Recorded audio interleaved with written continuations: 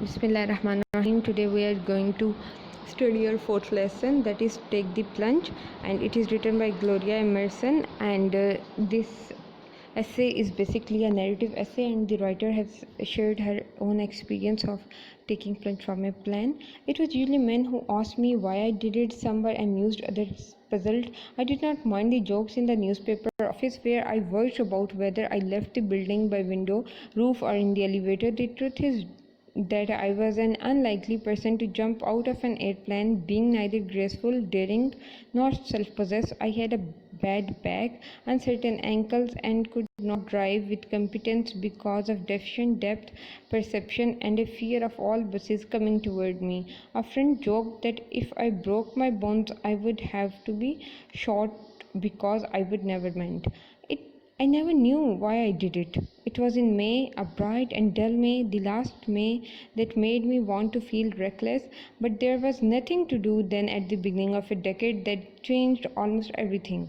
I could not wait that May for 60s to unroll. I worked in women's news. My stories came out like little cookies. I wanted to be brave about something, not just about love or a root canal or writing that the shoes at Arnold Constable looked strangely sad. So Gloria Emerson was a journalist. She was not strong physically. She wanted to remove the line of comparison that had been drawn by the society that men can only do the daring task and women are weak and feeble. They cannot do this task. So he wanted to do something daring that needs determination. Once I read of men who had to run so far it wondered just to breathe, but I could not run very far. Jumping from a plane which required no talent or endurance seemed perfect. I wanted to feel the big puzzling lump on my back that they promised was a parachute, to take serious strides in the absurd black boots that I believe all generals wore.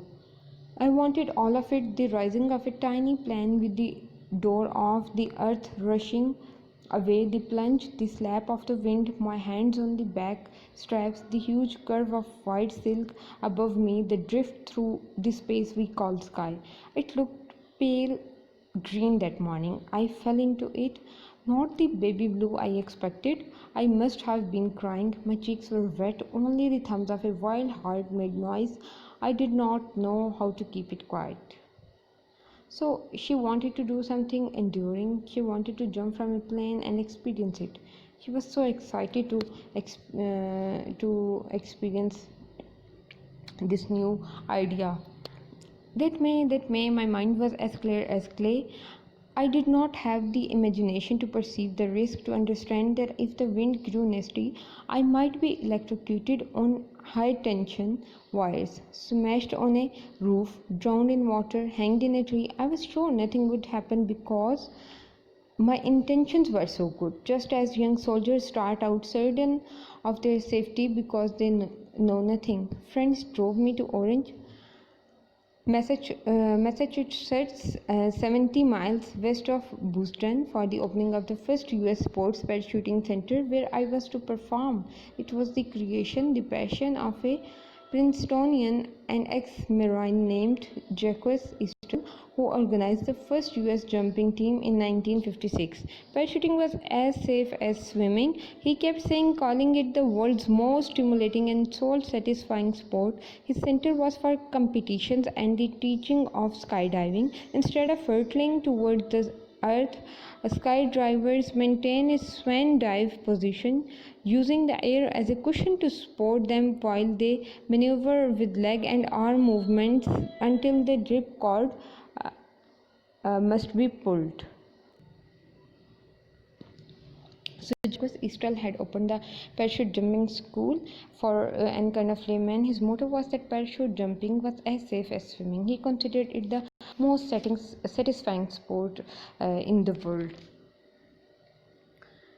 None of that stuff was expected from any of us in the little beginners class. We were only to jump after brief but intense instruction with Easton's newly designed parachute to show that any dupe could do it. It was a parachute with a 32-foot canopy, a large cutout hold, funneled escaping gear.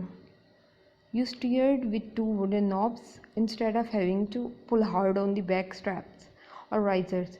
The new parachute increased lateral speed, slowed down the rate of descent, reduced oscillations, and we were told we could even land standing up, but that we should bend our knees and lean to one side. The beginners jumped at 8 a.m. The expert skydivers performed their dazzling tricks later when a crowd came. Two of us boarded a Cessna 180 that lovely morning. The wind no more than a tickle. I was not myself, no longer thin and no longer fast. The jumpsuit, the equipment, the helmet, the boots had made me into someone thick and clumsy, moving as strangely as if they had put me underwater and said I must walk. It was hard to bend, to sit, to stand up. I didn't like the man with me. He was eager and composed. I wanted to smoke, to go to the bathroom, but there were many straps around me that I did not understand. These things show that she was too much nervous. These things show her psychological condition. She wanted to smoke. She wanted to go to bathroom. She was not in a composed form, and she wanted to get rid of the current situation that she was facing. And at 2300 feet, the hateful happy man went out, making a dumb thumbs up sign. So Jacques Easter had opened the school, and people are going to take the training. And here we can see that in these two paragraphs, writer seems very nervous, and she had a heavy parachute tied in the form of a bundle at her back. Her instructions of the instructor made her believe that the parachute could open as she would jump out of the aircraft. And when the aircraft reached at the height of 2300 feet, the male companion dropped out, and she was very confident. And when my turn came, I suddenly felt a stab of pain for all the forgotten soldiers who barked and were kicked out, perhaps shot for their panic and of delaying the troops. I was hooked to a static line, an automatic opening device which made it impossible to lie down or tie myself to something. The drill master could not hear all that I shouted at him, but he knew the signs of mutiny and removed my arm from his neck. He took me to the doorway, sat me down, and yelled, "Go, or now or out." There was nothing to do but be punched by the wind, which knocked the spit from my mouth, reach for the wing, strut, hold on hard, kick back the feet so weighted and helpless in those boots, and let go. The parachute opened with a plop, as Estelle had sworn to me that it would. When my eyelids opened as well, I saw the white gloves on my hands were old ones from Saks Fifth Avenue. Gloves I wore with summer dresses. There was dribble on my chin. My eyes and nose were leaking. I wiped everything with the gloves. Then it was the turn of the writer. She wanted to leave the aircraft because of the fear. Fear comes in her path. Her instructors shouted, "Go." As his instructor shouted, she took the plunge, and the parachute at her back opened, and she closed her eyes. She was very nervous at that moment. She didn't want to take that plunge. All her dreams were conquered by her fear, and this showed her psychological condition, that she was nervous. There was no noise. The racket of the plane and wind had gone away. The cold and sweat stillness seemed an astonishing, undreamed of gift. Then I saw what I had never seen before, will never see again: endless sky and earth in colors and textures no one had ever described. Only then did the parachute become a most lovable and docile toy. This wooden knob to go left, this wooden knob to go right, the pleasure of being there, the drifting and the calm rose to a fever. I wanted to stay pinned in the air and stop the ground from coming closer. The target was a huge arrow in a sandpit. I was cross to see it, afraid of nothing now. This shows that she had conquered her fears already. Even the wind was kind and the trees looked soft. I landed on my feet in the pit with a bump, then sat down for a bit. Later that day, I was taken over to meet General James Gavin, who had led the 82nd Airborne in the D-Day landing at Normandy. Perhaps it was to prove to him that the least promising pupil, the gauchist, could jump.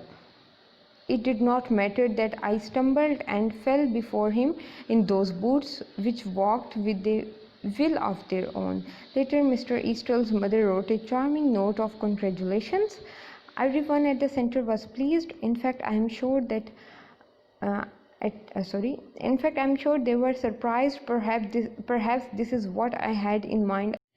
So in the last paragraph, you have seen that she has opened her eyes, and there was no one eyes. She was between the blue sky and earth, and she was not afraid of anything.